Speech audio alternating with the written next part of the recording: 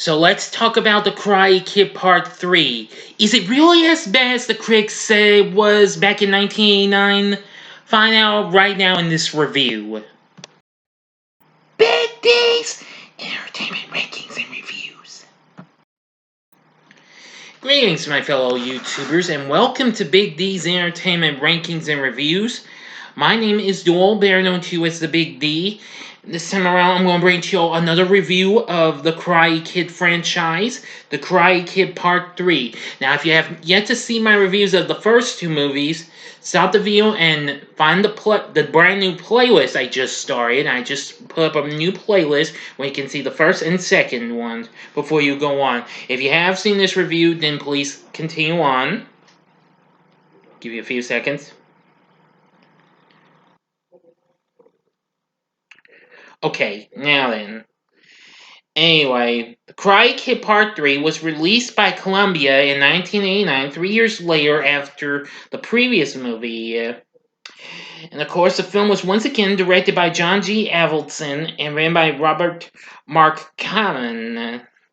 And the music was once again done by Bill Conti.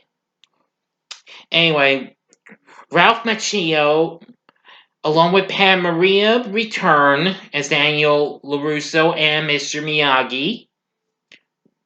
Plus,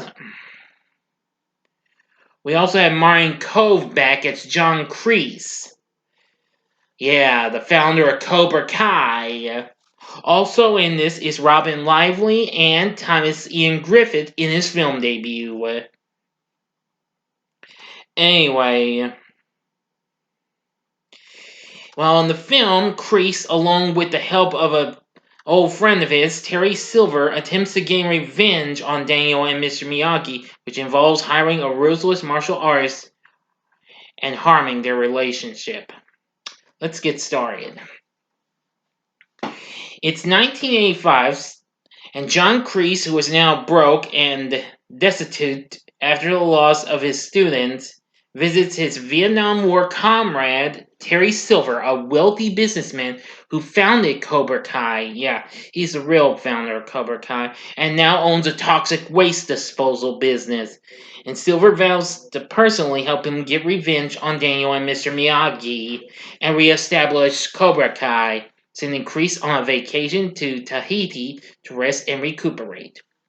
Upon returning to LA from Okinawa, which of course that's where we saw Daniel and Miyagi in the last movie, the two discovered that the South Seas apartment complex is being renovated, leaving Miyagi unemployed and Daniel homeless.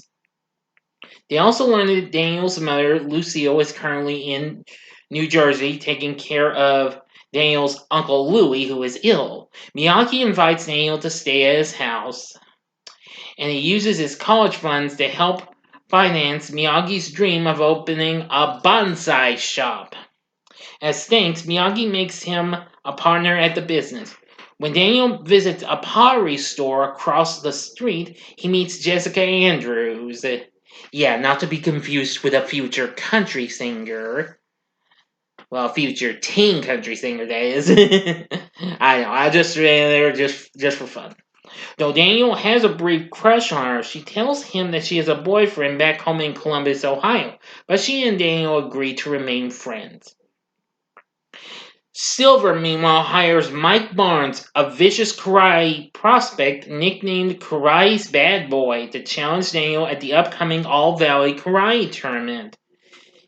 Anyway, Silver sneaks into Miyagi's house to gather information and overhears Daniel telling Miyagi that he will not defend his title at the tournament. Barnes and his henchmen, Snake and Dennis, harass Daniel in an attempt to force him to enter the tournament, but Daniel still refuses and Barnes departs in a rage. The next morning, as Daniel and Miyagi are practicing kata, Silver interrupts their training and lies about John Kreese suffering a fatal heart attack after losing his students and begs forgiveness for his behavior. But however, round 2 begins the Barnes and his goons as they return to make Daniel sign up for the tournament, but Daniel once again refuses and a fight ensues until Miyagi shows up and fends off the three. After driving Jessica home, Daniel and Miyagi return to find their stock of bonsai trees missing and a tournament application hanging in place. Although Daniel reports the death to the police, they did not take him seriously.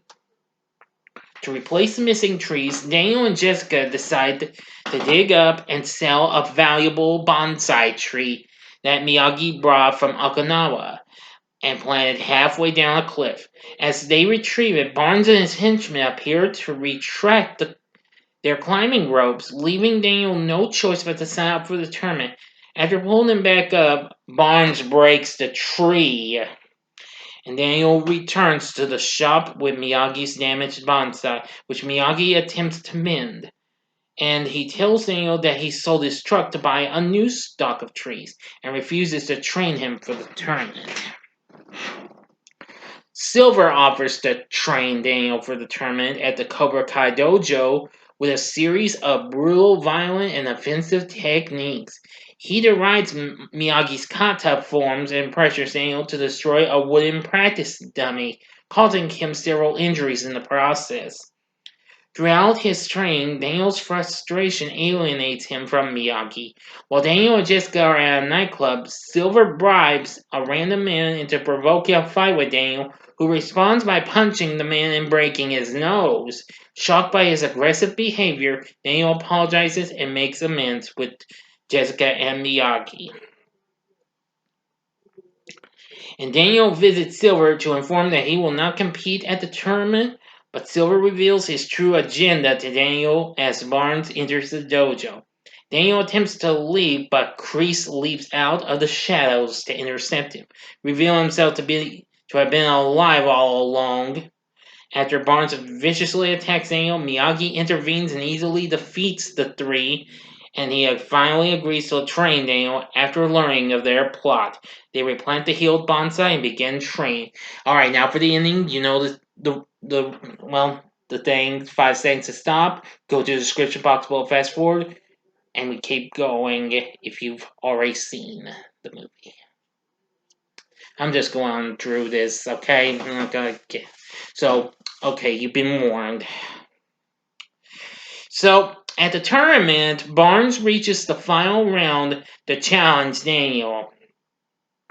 Silver and Kreese instruct Barnes to inflict serious damage on Daniel to keep the score at a tie and finally beat him in the sudden death round.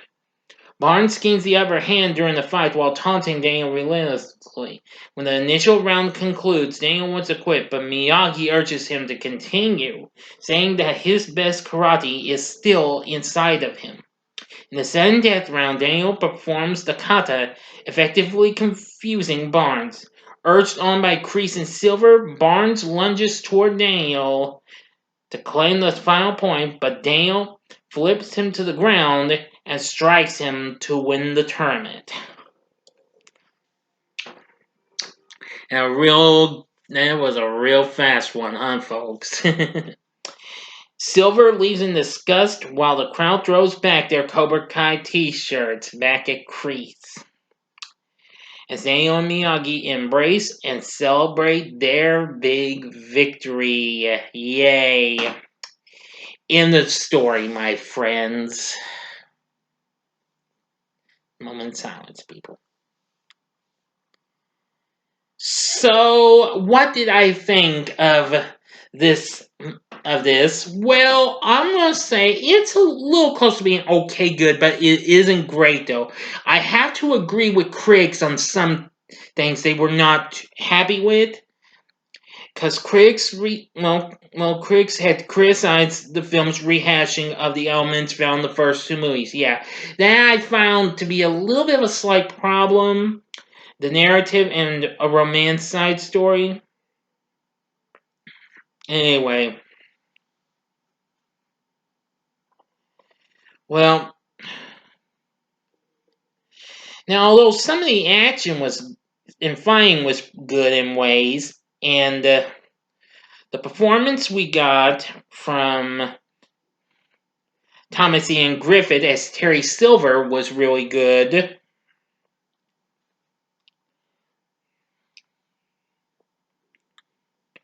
Well, it's just that it could have been a little better. The story could have used a little more spin and polish and what have you.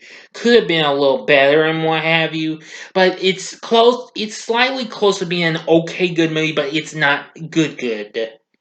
Now I did like the score though,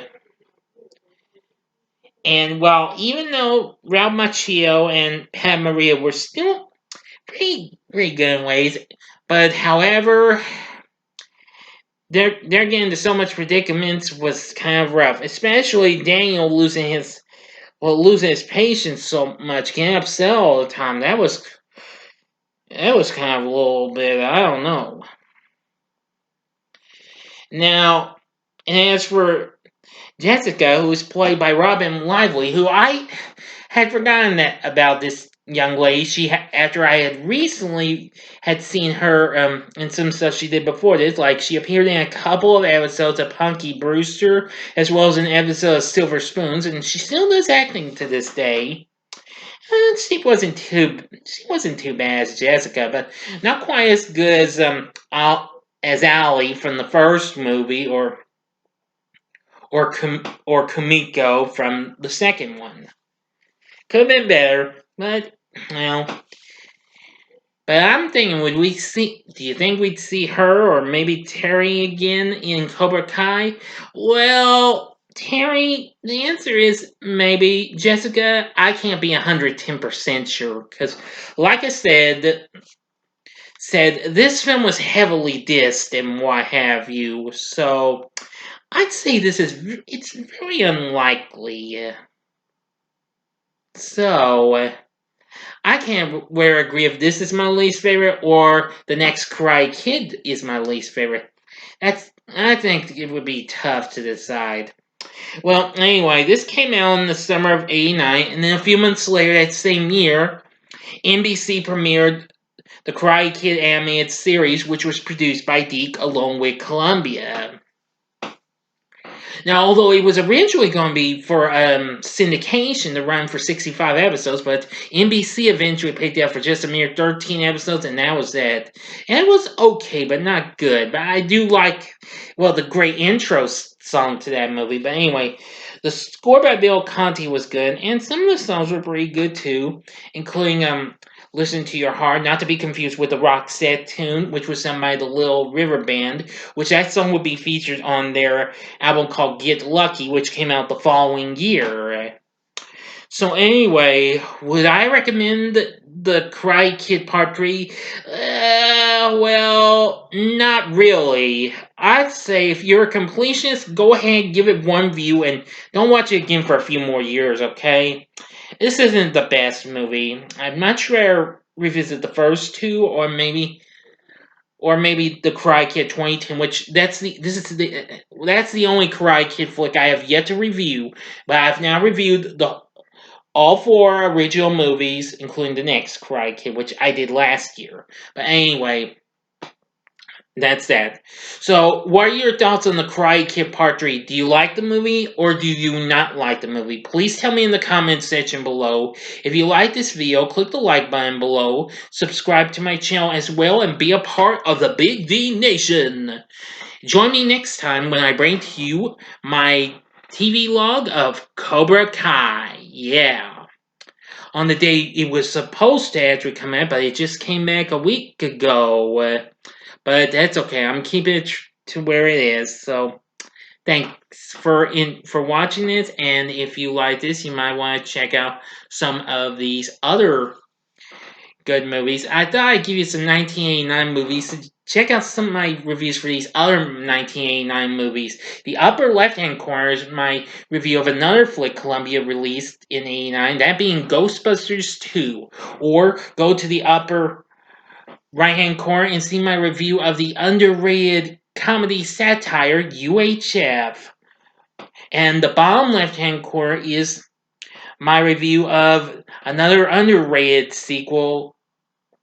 I think it was, or no, it could have been an underrated sequel. No, it's not a sequel. The heck with it. I'm not going with an underrated sequel or anything for me. Just see my review for a real big hit of that time in that year, Batman. That's what I'm including. And the bottom right hand corner is the button you can click to subscribe. If you like rankings and reviews on movies, TV, music, video games, etc., then I'm your guy. Thanks for watching. Until next time, I'm the Big D saying, see ya.